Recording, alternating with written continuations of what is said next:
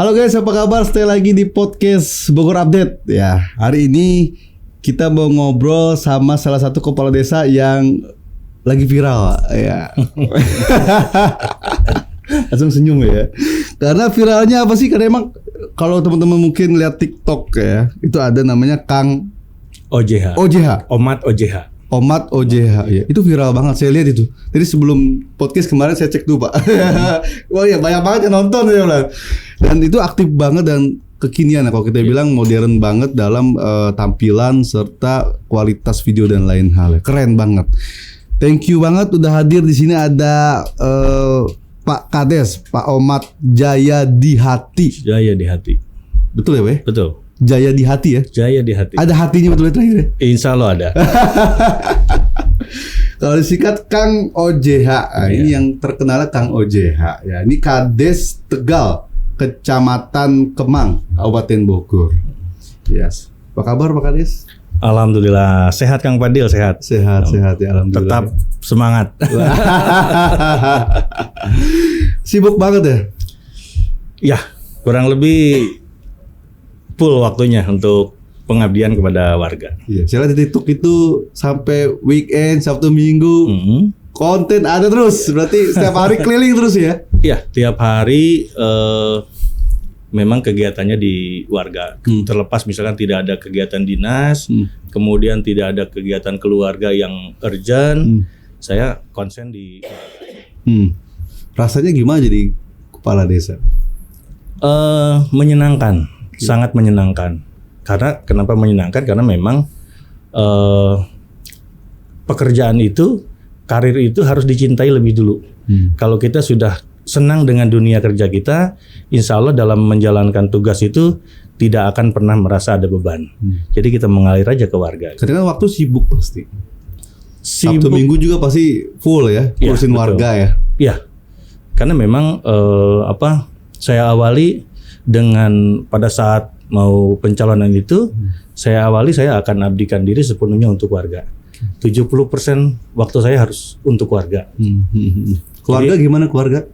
Keluarga alhamdulillah, karena memang kita sudah sepakat dengan keluarga ya, dengan istri, dengan anak-anak. Niatkan yuk ibadah jadi kepala desa gitu. Oke, niatkan ibadah ya.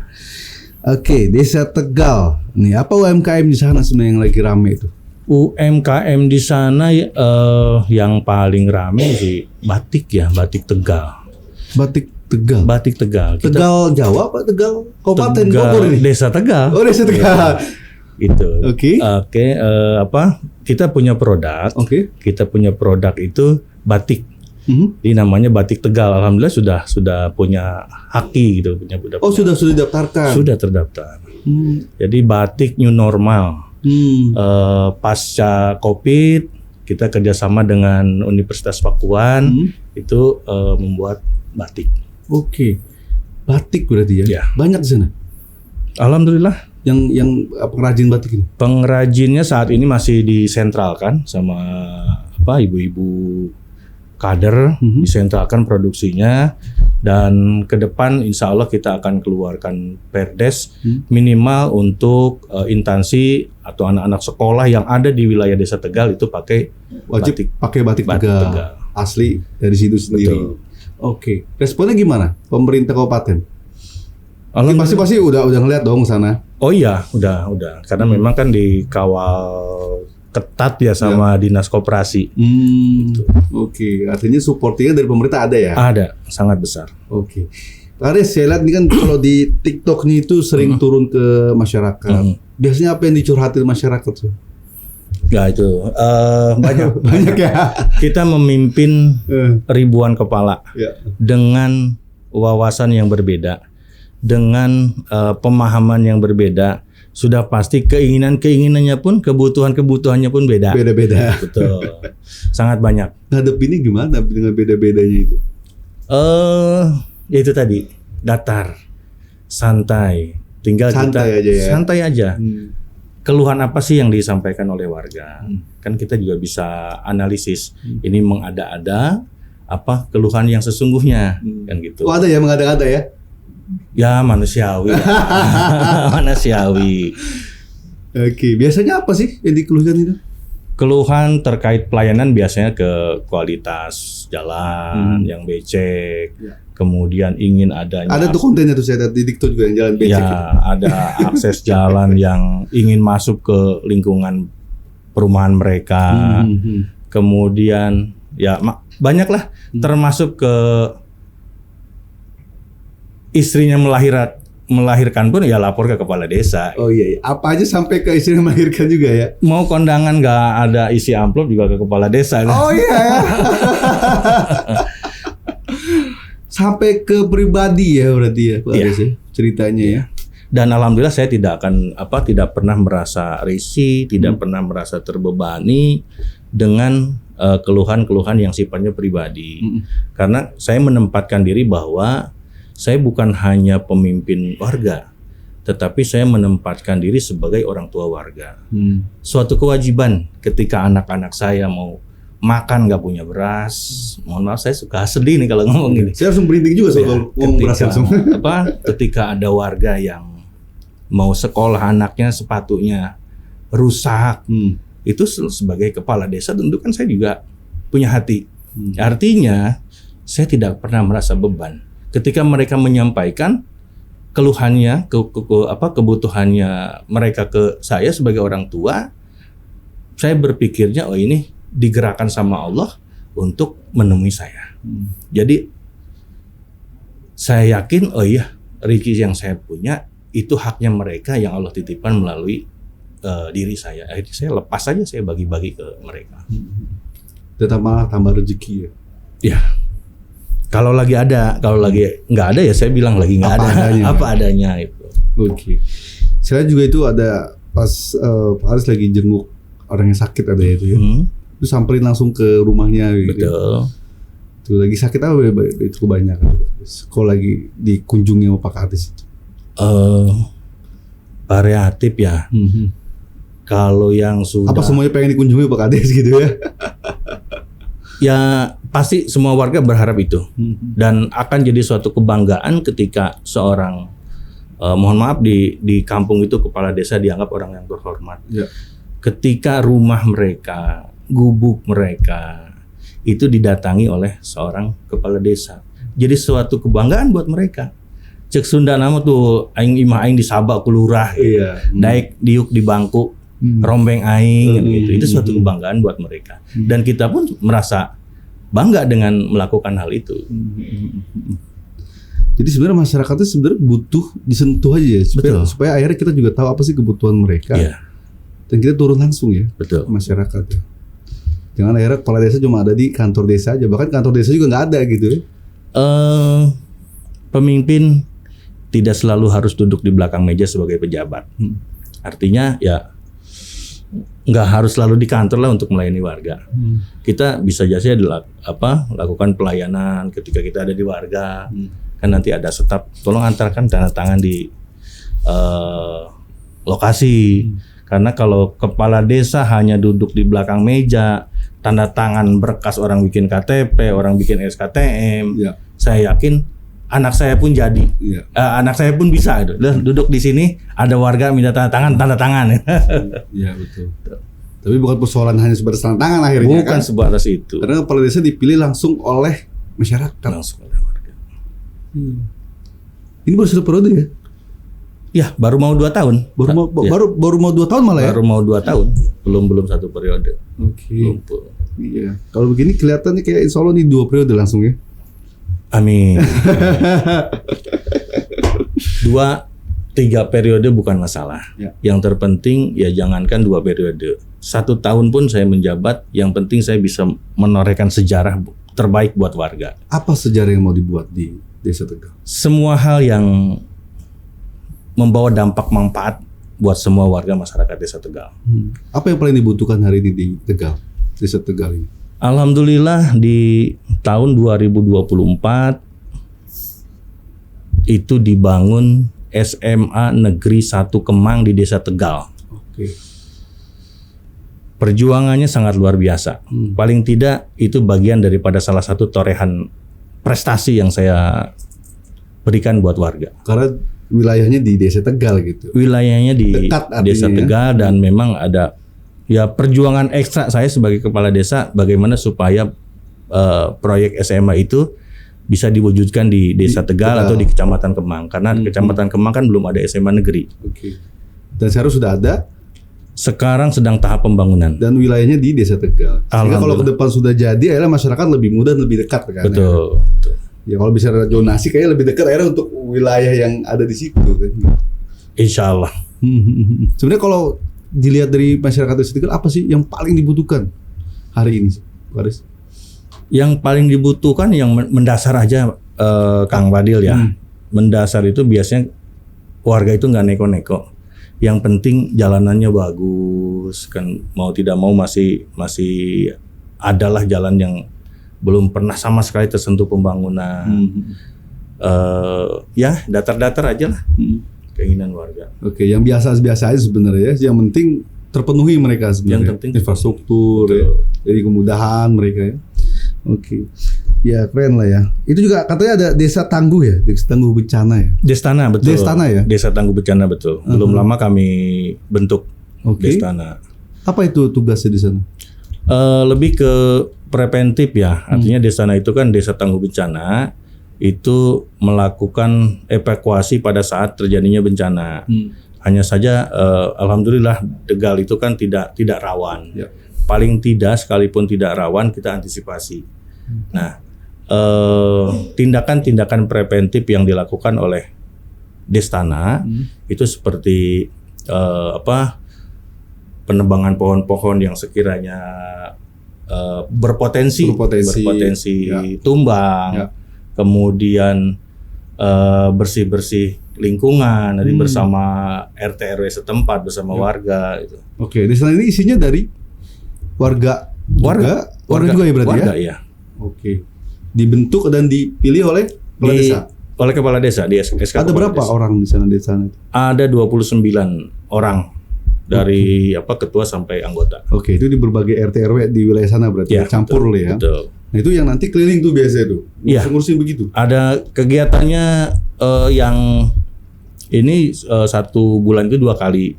Tapi pada kenyataannya karena respon warga cukup antusias nih menyambut kegiatan-kegiatan yang dilakukan oleh Destana, akhirnya 1 minggu 1 kali. Oke. Termasuk besok nih saya akan melakukan kerja bakti di warga Kampung Sasak RW 8 bersama Destana dan warga. Oke, jadi warga dibantu oleh Destana akhirnya begitu. Betul. Tapi Destana keliling berarti ya Destana ngurusin begini. keliling. Ya. Oh, keren ya. Ya, oke, keren. Ini semacam BPBD lah begitu ya. Kalau di kabupaten ya dinas BPBD. BPBD lah ya. Ini kan di wilayahnya desa gitu ya, dibentuk ya. Betul. Tanggap darurat ya. Jadi hal-hal darurat turun langsung gitu ya Pak Aris ya. Alhamdulillah. Apa aja yang biasa diurus selain tadi tumbang, pohon tumbang, terus kerja bakti apa lagi? Termasuk potensi-potensi menjinakkan binatang buas. Oh iya? Iya. Oh, pernah ada? Ada.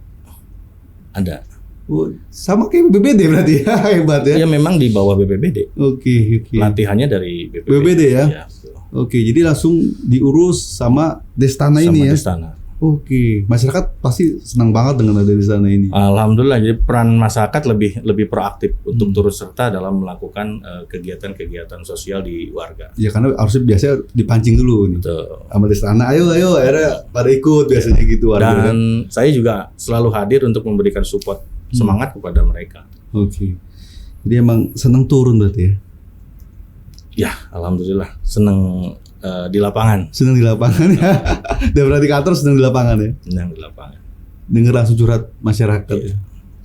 Oke. Program apa yang menarik kira-kira buat ke depan 2025 nih untuk Desa Tegal? Semuanya menarik. Semuanya menarik karena sebagai leader, saya sudah selalu berusaha membuat rencana-rencana yang menarik. Artinya kalau nggak menarik, ya ngapain direncanakan? Asik. Termasuk ketahanan pangannya, ya Desa Tegal sangat memukau. Oke. 2023 awal saya menjabat, ketahanan pangannya ke peternak kambing perah. Kambing susu. Oke, kambing susu. Ada ya di sana ya? Ada. Tadi mau saya bawa Bawa apanya? Kambingnya? susunya. Oh, susunya. Produknya, karena nggak ada boxnya, takut meleleh kan, dia harus di freezer. Oke. Nanti nggak bawa juga jadi bawa. Nanti kita sana ngambilnya Boleh, susunya. Kemudian alhamdulillah dari total kambing itu jangankan mati, sakit pun tidak ada. Oke. Ada berapa kambing di sana? Kambingnya ada 40 ekor indukan betina. Nah, kemudian ya artinya kan anakannya juga sudah banyak. Anakannya banyak, artinya nilai investasinya terus berkembang di dalam ketahanan pangannya. Ya. Kemudian teknisnya saya kontrak dengan kelompok peternak. Kan disentralkan satu kelompok. Artinya kita kasih indukan 1 tahun. 1 tahun Lulus anak, lah ya. Ya, mau berapapun anaknya itu untuk kelompok, yang untuk kelompok pengurus. Nanti tahun kemudian indukannya kita ambil, kita alihkan ke kelompok yang baru. Bergeser. Tapi dia udah dapat anak-anak dari Anaknya indukan dari anaknya kambing. bisa lebih dari indukan yang ada. Oh. Karena kalau rata-rata Setahun berapa sih biasanya anaknya itu? ya Biasanya berapa anaknya itu kalau setahun itu ada? itu kalau sekali beranak kan minimal 1, Ya. maksimal 2. Ya. Kalau rata-rata 2 aja lah. Berarti Setahun sudah itu ya. 80 ekor itu udah 1 tahun. Dari 40 itu ya. Dari 40. Oke. Kemudian indukannya kita geser ke kelompok baru. Kelompoknya ini dari apa? Dari masyarakat RT RW atau apa yang memang ada di situ apa gimana?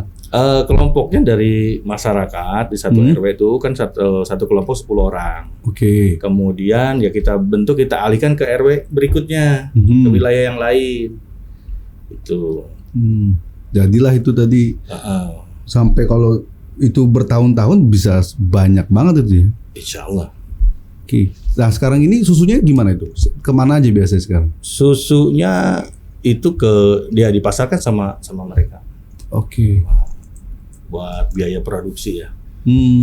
Jadi artinya dipinjemin berarti ya? Iya, dipinjemkan induk lah. Induk lah, anggaplah gitu, simpelnya gitu lah ya. Ya. Dikasih ini induk pinjemin ya setahun ya, nanti betul. anaknya dibawa. Betul. Ntar kita geser lagi, tapi diurus untuk biaya ABC-nya diurus semua gitu ya. Oke. Setelah itu apa lagi, Pak Kades? Kalau tahun-tahun awal menjabat ini saya lebih konsen ke infrastruktur, ke jalan. Kita selesaikan itu dulu, kemudian ketika jalannya sudah selesai, baru kita targetnya ke ekonomi, ke non fisik. Ya, jadi programnya terarah. Oke, fokus. Artinya terfokus gitu ya. Terfokus, ya.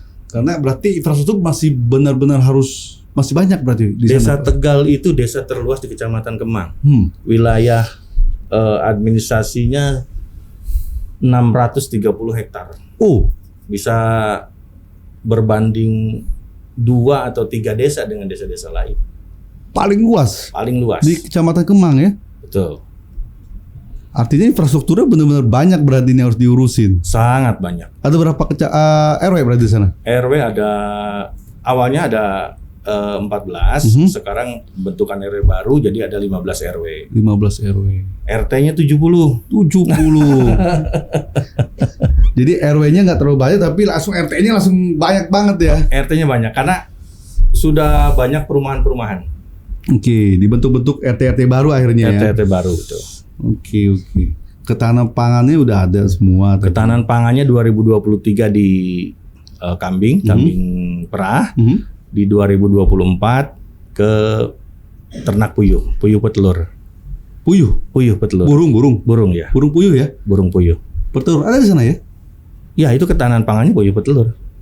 Sekarang udah ada? Sekarang ada. Kan berjalan 2024 dari udah 2025 ya sekarang ya? Dari DD 2024. Dari DD 2024 itu kita bentuk 5 kelompok. 5 kelompok peternak puyuh, berarti satu kelompoknya 10 orang, 50 orang warga yang kita rekrut jadi pengusaha. Dari satu kelompok itu populasinya 2.000 ekor. 2.000 ekor? 2.000 ekor induk puyuh. Lahannya?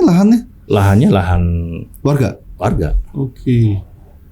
Kemudian hasilnya itu per bulan mereka dari satu kelompok itu 7 juta. Per bulan? Per bulan. 7 juta? 6 sampai 7 lumayan juta. ya. Jadi kalau dibagi rata per bulan mereka per orangnya kebagian 600.000. Itu penghasilan tambahan. Karena bukan alih profesi. Oke. Ya, untuk 2.000 populasi induk puyuh itu hanya bisa dirawat oleh 1 orang. 1 orang aja tapi 1 ya? orang. Jadi yang lainnya paling yang ngobrol-ngobrol, ngopi. Ngopi. Betul di tujuannya ya mereka dapat penghasilan, kemudian silaturahminya terjalin, seperti itu, jalin kekompakan. Itu dari Pemdes juga berarti ya? Ya Pemdes. Kebijakan saya sebagai kepala desa. Oke. Jadi kepala desa ini menciptakan pengusaha-pengusaha di wilayah juga berarti? Betul. Karena apa? Setelah mereka bukan hanya sebatas kita kasih program, tapi di samping itu, ketika mereka sudah tahu ilmu budidayanya, kan mereka bisa, wah ini modal untuk 2.000 ekor, segini misalkan nih. 50 juta nih, daripada gua hajat nanggap dangdut, bayar 50 juta, buka lagi aja ya. gua buka usaha lagi. gitu. Oke. Jadi yang ditularkan oleh program kepala desa salah satu adalah menularkan ide-ide untuk usaha gitu loh ya. betul. Kita bangun mindset bisnisnya gitu. Dan itu berarti diarahkan dari tadi budidayanya Betul. sampai ke penjualannya, packaging dan lain hal gitu. Iya. Sampai sejauh itu. Iya. Kita kawal, kita bimbing. Oke. Karena kan nggak mungkin kita bikin program kalau belum terukur.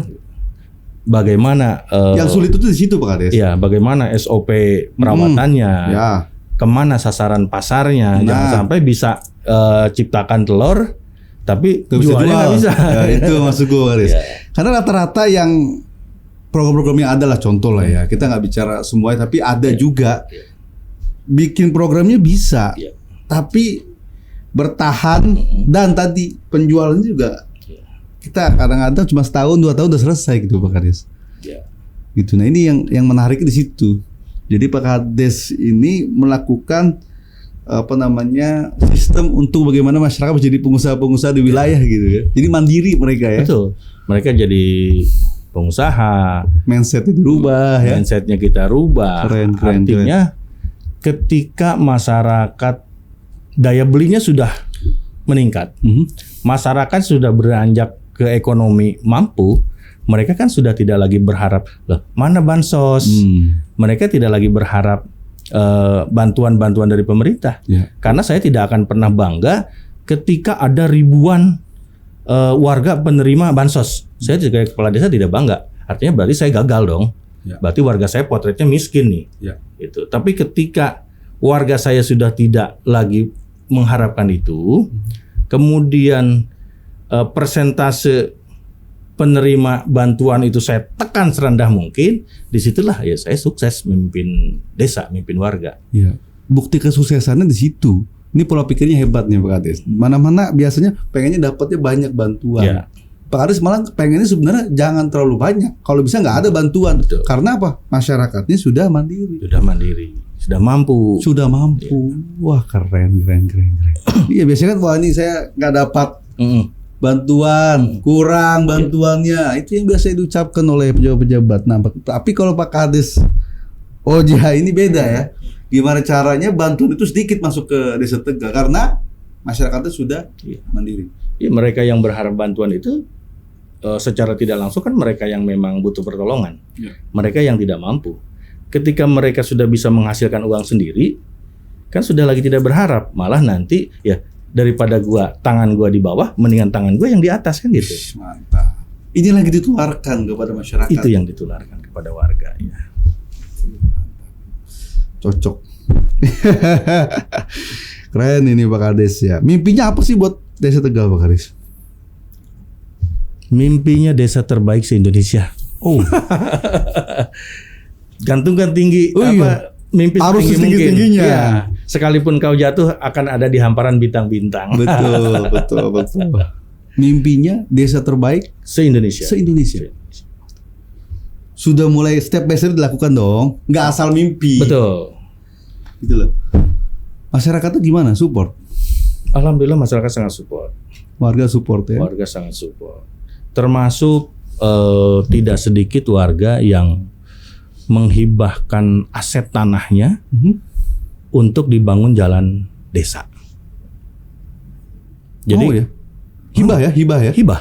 Bukan dibeli nih? Bukan, tidak boleh anggaran desa untuk membeli tanah untuk pembangunan jalan. Oke. Artinya kan persuasif dari kepala desa biasanya itu ya? Dan itu banyak masyarakat melakukan itu ya? Banyak, bahkan satu orang ada yang sampai 600 meter menghibahkan jalannya. Kalau misalkan per meter rata-rata misalkan 1 juta tanahnya, udah 500 juta. Udah 500-600 juta yang mereka hibahkan ke negara untuk dijadikan fasilitas umum. Itu bukan hal yang mudah. Terakhir saya bangun jalan desa hari Sabtu kemarin, itu dari dana swadaya masyarakat. Swadaya masyarakat. Memang belum fantastis angkanya di angka 40 juta. Tapi saya bangga bisa meyakinkan warga untuk berpartisipasi mengeluarkan uang pribadi membangun jalan desa. Di mana rame, kan ada anggarannya dana desa, kan ada anggarannya dari pemerintah, dari negara, tapi mereka masih mau gitu. Karena saya bakar semangat mereka membangun dengan anggaran swadaya, bukti warga cinta tanah air dan bangsa. Akhirnya termotivasi. Dan mau akhirnya berkorban ya buat wilayahnya sendiri. Oke, jadi ada juga yang hibah 600 meter ya. Satu orang sampai 600 juta meter. Ya 600 juta ya. Lumayan itu. 600 juta betul. Wow. Persuasif nih dilakukan. Ya. Karena nggak bisa sendirian ya Pak Kadis ya. Nggak bisa sendirian.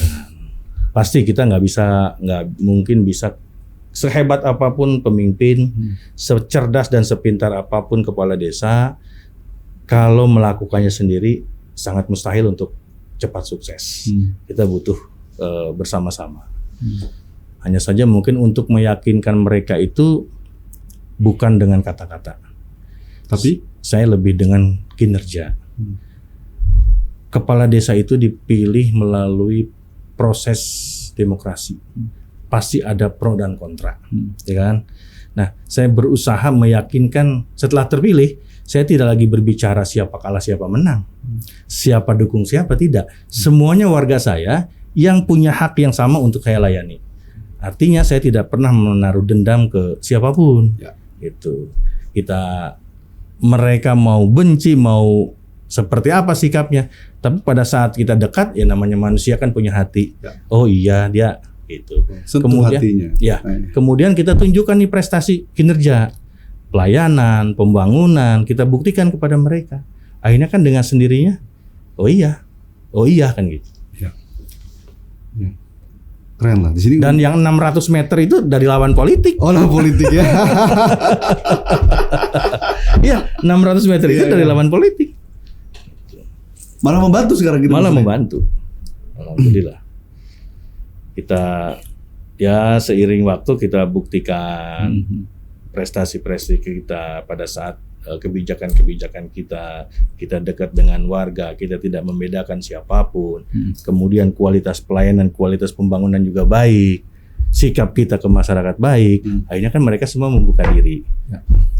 Kalau kita sudah terbangun kuat hubungan emosional dengan warga, jangankan kita ajak bener nih warga, kita ajak nggak bener juga kan pasti mau kan gitu. Artinya yuk kita bangun jalan, mau mereka. Oh ini kita butuh lahan ini kalau mau tembus, tapi nggak ada dana untuk pembebasan, mereka mau hibahkan. Artinya Kang Oja ini hari ini dikatakan mampu bagaimana meyakinkan masyarakat bersama-sama membangun desa Tegal. Apalagi mimpinya besar loh, desa terbaik se-Indonesia. Ya, sangat besar. Siap-siap dipanggil Pak Prabowo nanti. Izin minum dulu. Oh silakan. aduh. Ya tinggal ya tadi ya salah satunya juga kan aktif juga di media sosial. Karena kan itu juga penting dalam mensosialisasikan apa aja kegiatan dari kepala desa dong atau dari pemerintahan desa sendiri. Itu komen-komennya rame gak tuh? Alhamdulillah, Hah? alhamdulillah sangat ramai. Bagus-bagus semua tapi ya. Kebanyakan bagus. Kebanyakan bagus. Berarti Tapi ada yang enggak ya. Ada juga. Biasalah itu, Ya, Aris. ada juga akun-akun yang abal-abal ya, yang menyerang, tapi saya nggak. Fake lah ya. Nah, ini. Biasa kita udah Kebal. konsekuensi bermain media sosial. Oke. Udah kebal berarti ya. Eh Tapi sempat agak nonton dikit gak deh kalau ada tekanan itu? sama sekali enggak. Enggak lah ya. Sama sekali enggak. Itu tadi saya tidak pernah menjadikan masalah menjadi beban. Justru saya selalu berusaha menjadikan masalah itu membawa berkah. Mantap. Sukses buat Desa Tegal, Amin, amin. Pak Kades. Ini nanti kalau udah tayang kita tampilkan ini video-video TikToknya juga ada FB-nya ya. Yang pasti sukses lah untuk Pak Kades dan mudah-mudahan Desa Tegal ini tadi seperti mimpinya menjadi desa terbaik se-Indonesia. Bisa langsung dipanggil Pak Prabowo ke istana nanti. Alhamdulillah 2023 Tegal di bawah kepemimpinan saya itu sudah menjadi desa mandiri. Yang sebelumnya kan bukan desa mandiri statusnya. Oke. Sekarang sudah desa mandiri. Udah di-setup. Ini kan naikin tingkatan aja ya. Step by step artinya sudah dilewatin lah ya. Iya.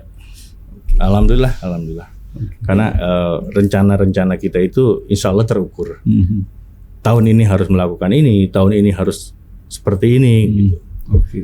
Gampang sekarang mah ngubungi Pak Kades, ada media sosialnya aktif. Sangat tinggal gampang. di chat di situ Pak Kades gitu kan. Ada jalan ini kurang bagus gitu ya gitu aja sekarang. Tapi ya keren lah ya. Termasuk itu jalan yang kemarin swadaya itu kan berawal dari Medsos. media. Oke. Media, tapi kan saya tidak pernah menjawab kata-kata dengan kata-kata. Artinya saya jawab dengan tindakan, dengan kinerja. Jadi ketika kemarin misalkan sebulan yang lalu ada yang komen, Pak, jalan yang di titik ini rusak, jalan titik ini bolong gitu kan. Ya, saya berusaha. Sebulan kemudian saya harus jawab. Seperti itu. Alhamdulillah terrealisasi. Mantap. Artinya bisa curhat lewat media sosial ya. Dan bukan hanya ditanggapi, tapi diambil tindakan. Keren. Karena nggak semua pejabat mau pakai media sosial, Pak. Berani lah. Artinya berani buat tampil di media sosial gitu ya. Ya, tidak ada alasan untuk takut. Tidak ada alasan untuk takut. Kenapa? Karena yang pertama, saya yakin apa yang saya lakukan itu benar. Saya modalnya itu dulu.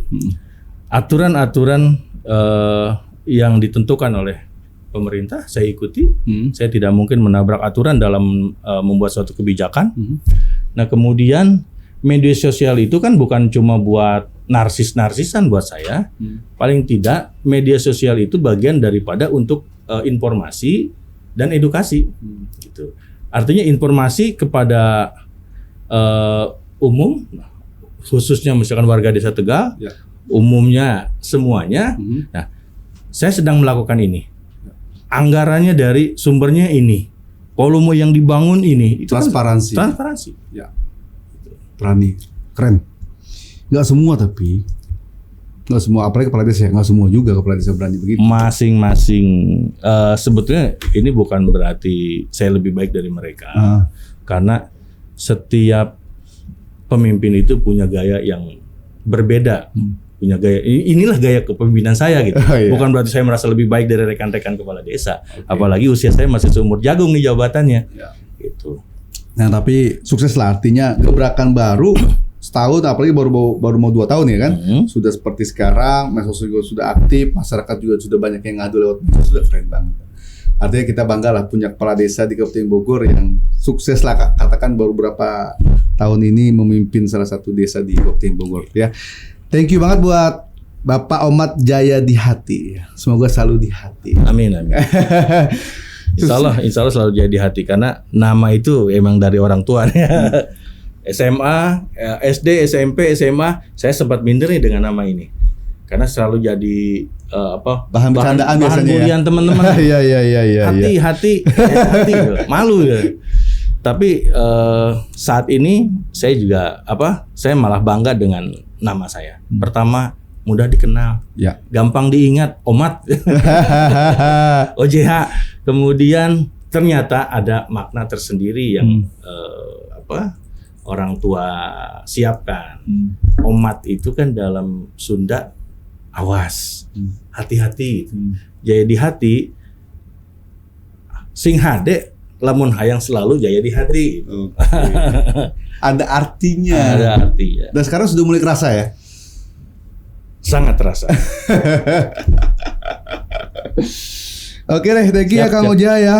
Pak Kades Tegal, Kecamatan Kemang, Kabupaten Bogor yang sudah hadir di Bogor Update. Ya salam buat masyarakat, warga dan terus berjuang buat Desa Tegal menjadi desa terbaik Se-Indonesia. se-Indonesia. Amin. Thank you dan kita next time ketemu lagi. Saya Fadil, bye. Thank you. Siap, thank you. Terus.